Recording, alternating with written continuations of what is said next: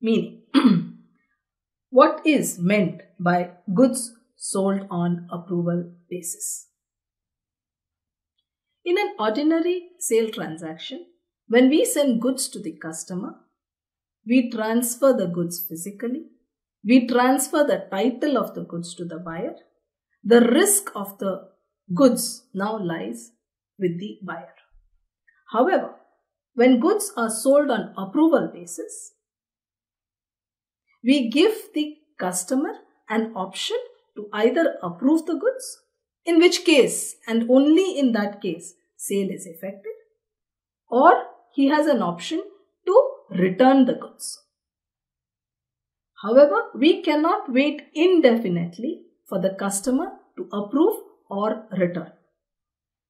So, goods on approval are sent usually for a specified period of time, that is, the customer needs to approve or return within a specified period of time, say 1 month, 2 months, the 20th of next month, etc. If he does not return the goods within this specified time, say 20th of the next month, then it is assumed that he has approved the goods and sale is effected. The point to note here is that when goods are sent on approval basis, physically the goods have been transferred to the customer. However, the title of the goods is transferred only when the sale is actually effected. That is, when he approves the goods or the specified period is over. So let us just see what are the options and what are the implications. If the customer approves the goods, then it is a sale transaction. A sale is effected. Also, we have physically transferred the goods. There is no closing stock on our premises, and title is also transferred since the customer has approved the goods. Transfer of ownership.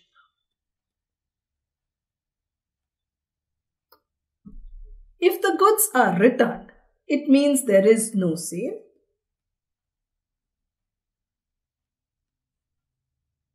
No transfer of ownership.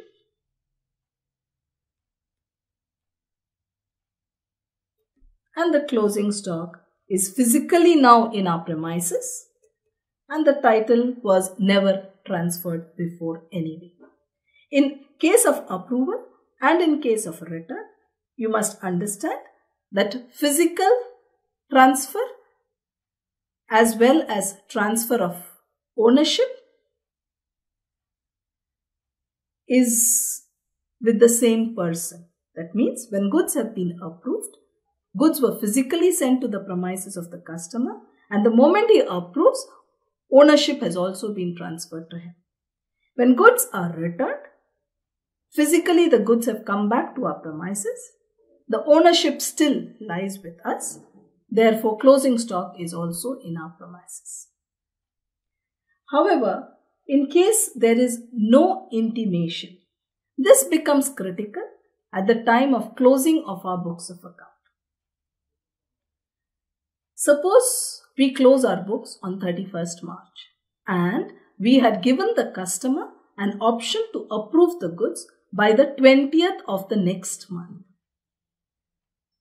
On 31st March, let us assume that the customer has neither approved nor returned the goods.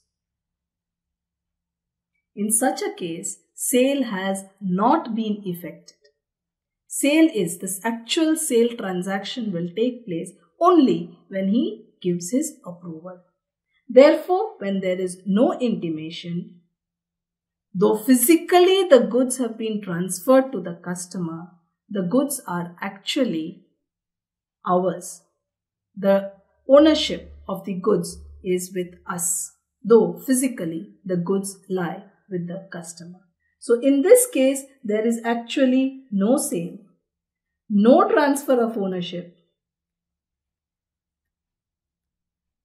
and there is stock.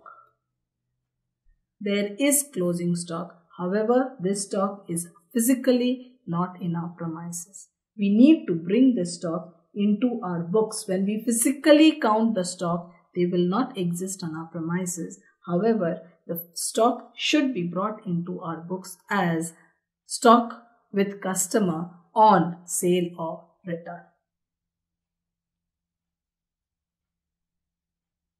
The critical point here is to note that though physically goods are transferred when goods are sold on approval basis, ownership is not transferred till sale is actually effected.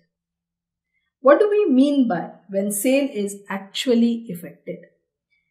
Sale is recognized only when he approves of the goods. That is one condition. He sends his approval saying that he accepts the goods. Another reason could be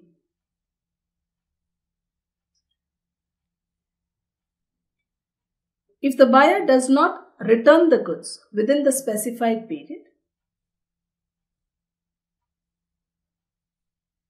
sale is said to be effected.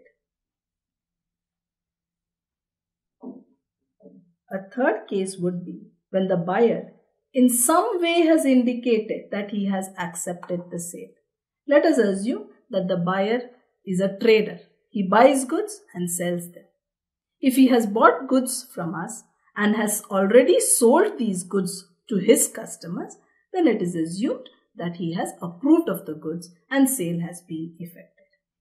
If he is a manufacturer, he buys raw materials from us. If he has started using these materials in the process of production, then also we can say he has approved of the goods and the sale has been effected. Thus, sale is recognized, sale is said to be effected only when the buyer approves of the goods, indicates in some way that he has accepted the sale and does not return the goods within the specified period. If the period is over, it is assumed that he has accepted the goods. Let us now understand the objectives of goods sold on approval. Why do we sell goods on approval? Usually, it is to increase sales.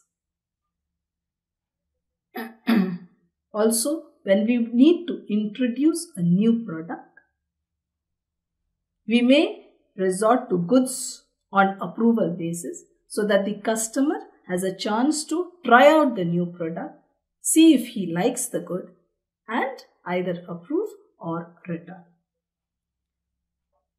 Also, to capture a larger share of the market, we may target a different set of people for some products and sell goods to them on an approval basis. Usually, goods sold on approval or return basis are resorted to when it comes to selling of furnishings, office furnishing, home furnishing, software programs, etc. Another example could be a yearly subscription to a monthly magazine. If we sell a yearly subscription of a monthly magazine to a customer, the customer has the option to either approve the yearly subscription or return the subscription after 1 month of use.